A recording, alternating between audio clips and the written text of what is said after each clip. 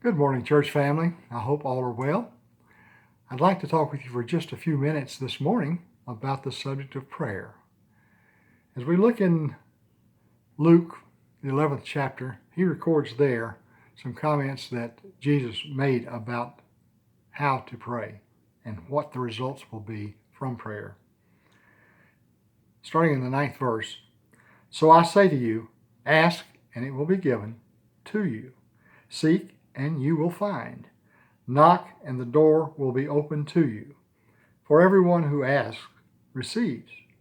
The one who seeks finds. And to the one who knocks, the door will be opened." Has that always held true with you? Have every time you prayed and asked for something or sought something or knocked to try to find something, it always came to you? It may not have. And there may be reasons for that. There's some principles about prayer that go beyond just those statements.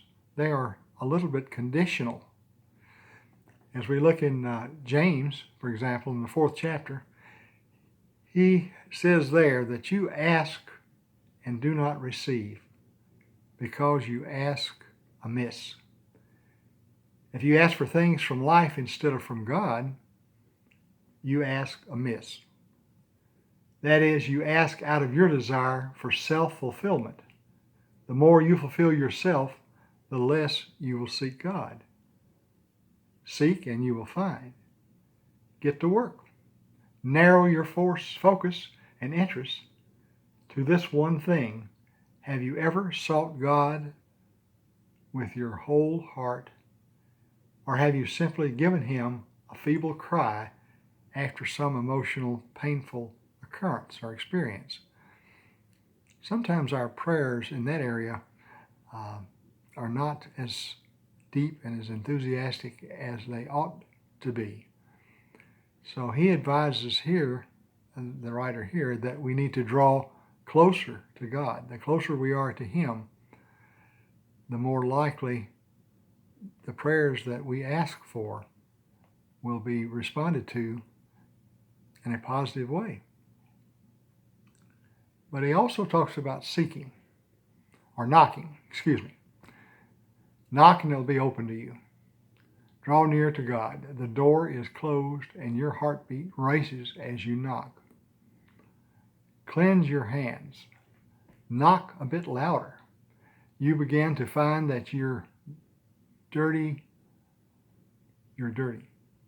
Purify your hearts. It is becoming even more personal. You are desperate and serious now. You will do anything. You will lament. Have you ever lamented, expressing your sorrow before God for the condition of your inner life? One of the things that we need to do when we go to God in prayer, before we go to God in prayer, is to assess ourselves and humble ourselves before Him. When we do that, when we humble ourselves before Him, then those things that we seek, those things that we knock and expect to find or hope to find, He is more receptive to us the closer we are to Him.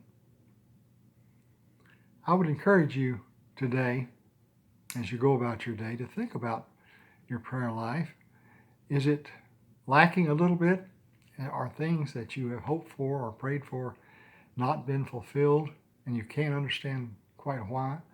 That doesn't mean that everything we ask for is going to be given us. But the closer we are to Him, and the more we follow these precepts and principles about prayer, the more likely our prayers are going to be answered in a way that we would like for them to be. I hope you think about these things today. I hope you have a wonderful day. Thank you.